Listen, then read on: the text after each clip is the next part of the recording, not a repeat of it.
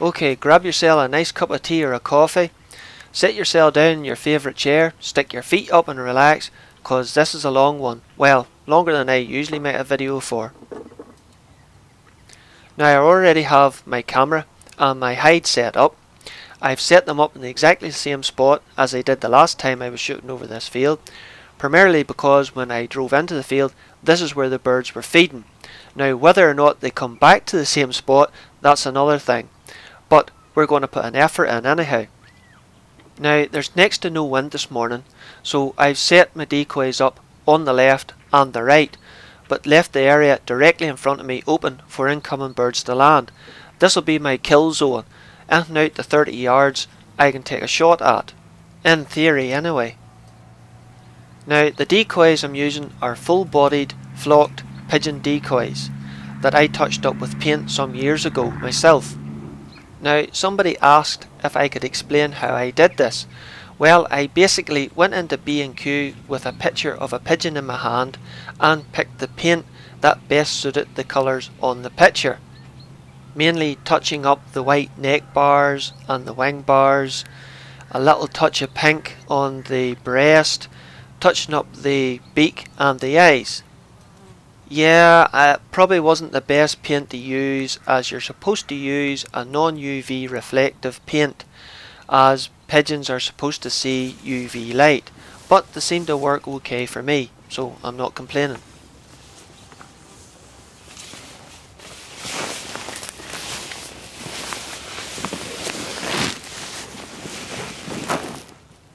The rifle I'm using today is my John Bowkett blueprinted BSA Super 10 in 22 caliber, running at about 15 foot-pounds of energy, using JSB 15.9 grain pellets. I have a Nikko Stirling 4-16x44 LRX Targetmaster scope, a Virus silencer up front, and I have my sweet little tushy sitting in a double bush chair hide from bushwear.com. That's a mouthful. Okay, let's get on with the hunt.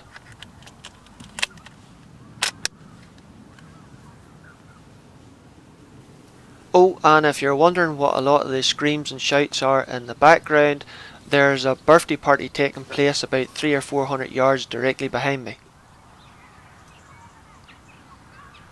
Now the first opportunity I got was this magpie, which you can see snuck in from the right hand side and sat there for quite a while poking at that bale before I actually noticed him. He was a good 30 yards away and gave me plenty of time to zoom the camera in for the shot.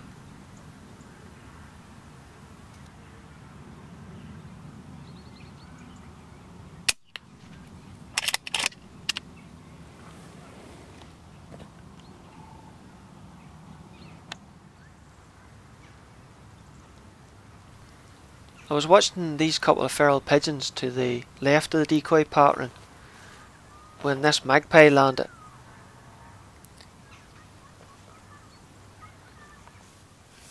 I had to change my position in the hide a little to get an angle on him.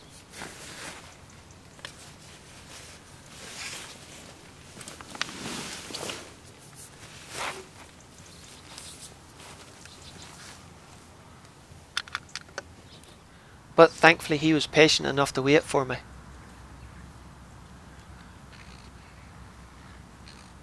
Do you think that jackdaw was trying to tell him something?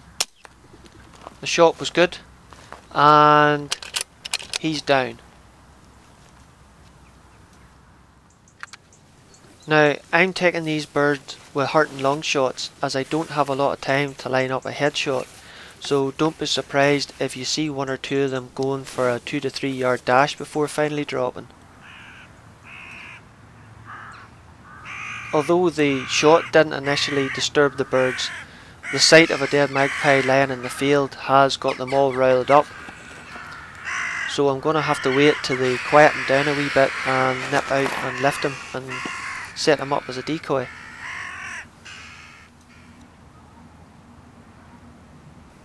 And while I was at it, I walked round and lifted the bird I knocked off the back of the bale.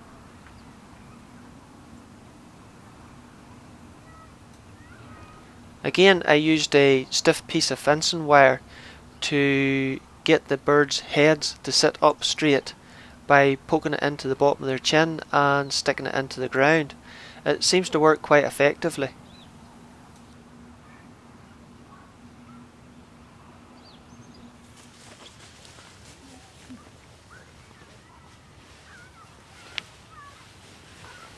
The birds have settled again down at the bottom of the field. It's not as easy to set up a hide down there, as there's a deep overgrown ditch runs along the bottom of the hedgerow.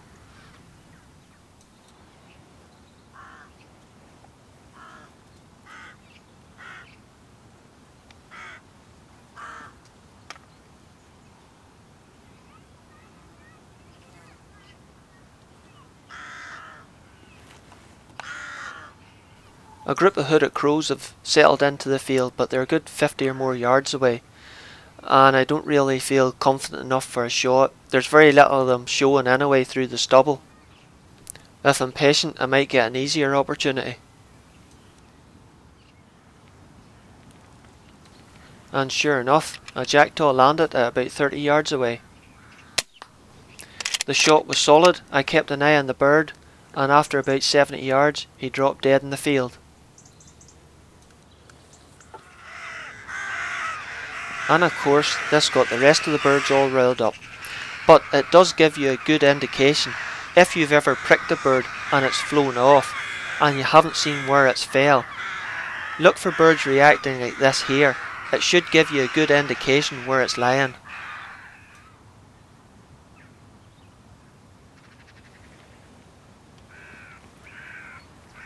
A few minutes later, and another opportunity, and another magpie.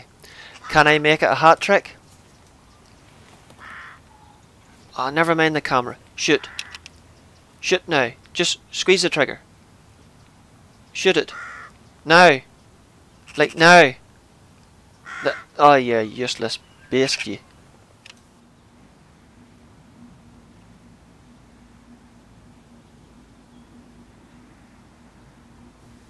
So after my failed magpie hat trick, I decided to go out and lift the jackdaw that dropped some distance away and set it up in the decoy pattern.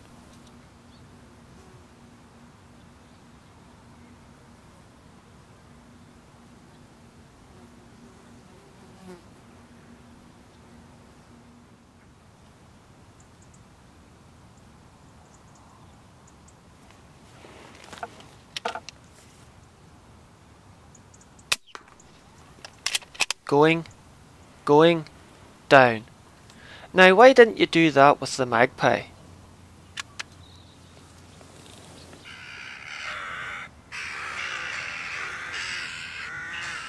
The birds got all riled up again, which would have been dead on for a shotgunner, but I need them on the ground and still for the air rifle. But once it quietened down and cleared off, the birds started decoying again.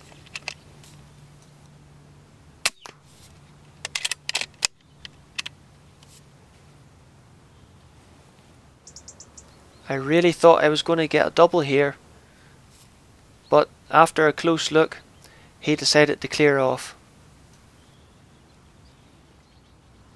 A few moments later, this noisy wee fella landed. I thought for a second I was going to have to double tap him, but he's down.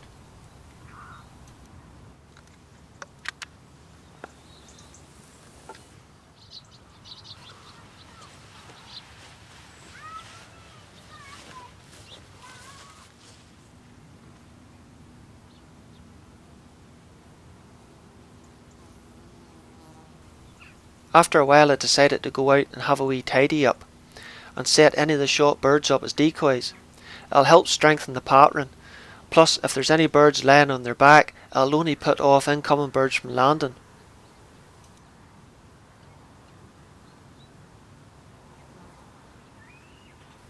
This hooded crow's a little too far away for my liking, but if I'm patient, I might get a closer shot at him.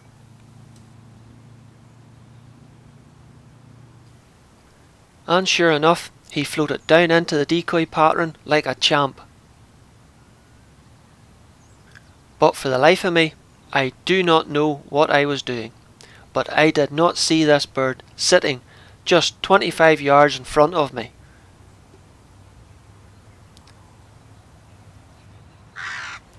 until it was too late.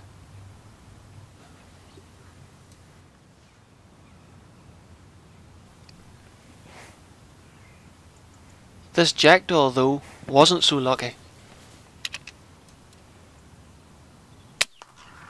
First shot was a solid hit, but he's still on his feet. Quick second shot, and he's down for the count. You just have to love modern repeating air rifles.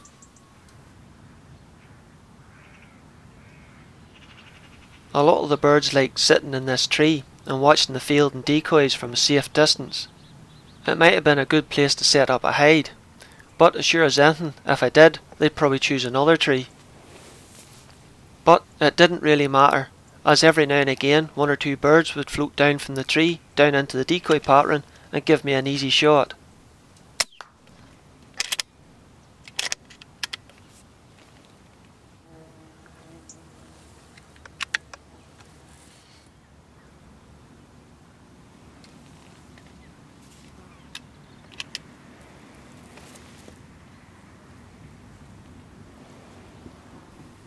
This bird decided it was safer to land in the bale than in the decoys.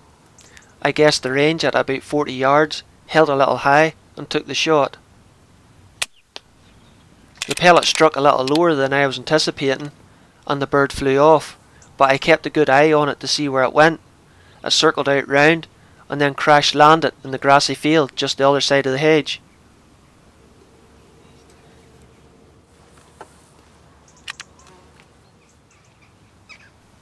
I was just about to leave the hide and go look for it when I noticed another bird or two was landing. I quickly picked the rifle up again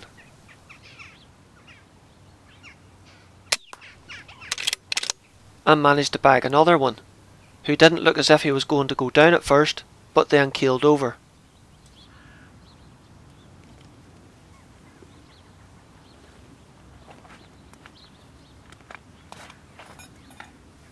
And I was still trying to organise a few more wire spikes to set the dead birds up as decoys when I noticed this bird flying about.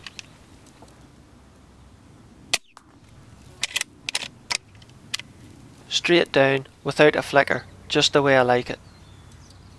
So I finally managed to leave the hide for a wee bit of a tidy up, and it was probably overdue, as you could see the last bird was really in two minds whether or not to land, but unfortunately for him, he made the wrong decision in the end.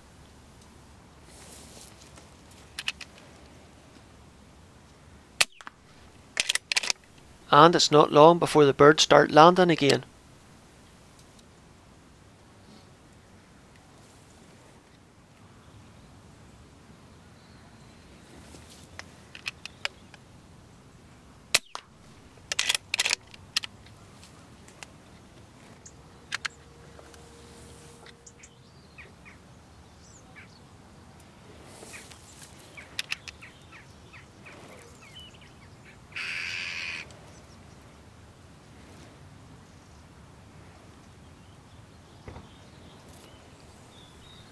But with two birds shot and lying in the decoy pattern, you can see the incoming birds aren't happy.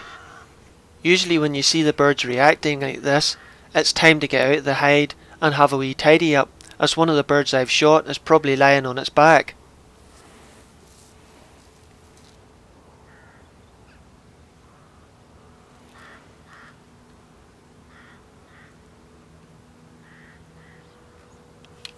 But every now and again you'll get one that just isn't as bright as the rest.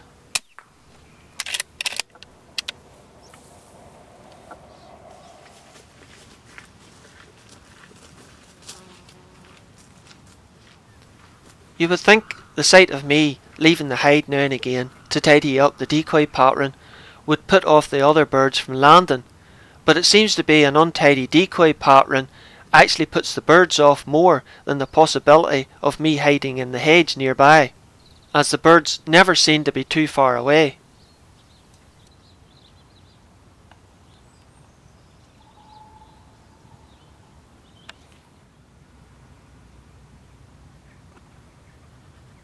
Finally, some pigeons. No, not wood pigeons. feral pigeons, or possibly racing birds. I'm not quite sure if I saw any with rings on them. But I don't like shooting them when they're in the stubble fields. They could belong to somebody. And anyway, they're going to make excellent decoys out there.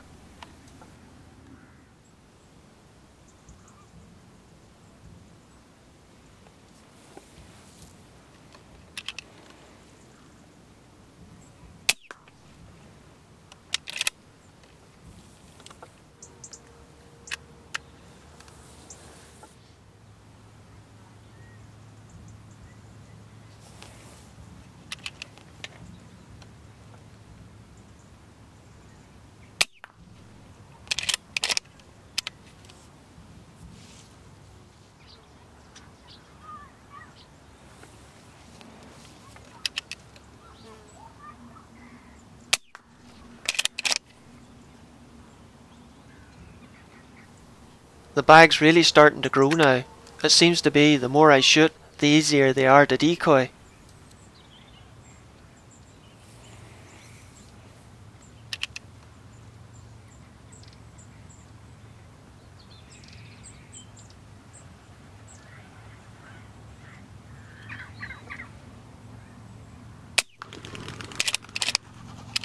See, I told you those pigeons would make good decoys.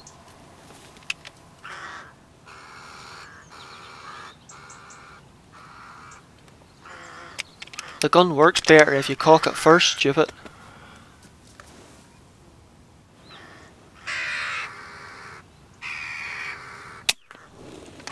He was a noisy wee fella.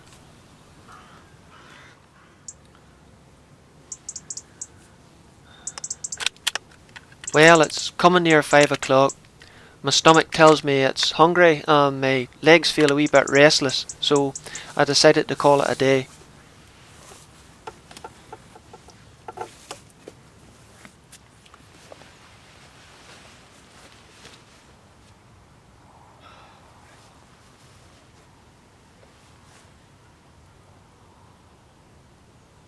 Benchy castle and all. Yeah. Well, I've had quite a few good days in the past decoying wood pigeons, but I have to say this is the best day I've ever had trying to decoy jackdaws into a stubble field, with the air rifle anyway. I very much doubt if I'll see any wood pigeons on the field now. It's got wet and mucky and they're probably moved off to wherever they can glean out of the hedgerows now. But I'll maybe come back early some morning and see if I can get that hooded crow that made a fool out of me. Not that that's a hard thing to do. Well, I hope they had fun at the birthday party in the background, because I definitely had a ball here in the stubble field today. Mommy, there's a strange man with a mask on over there.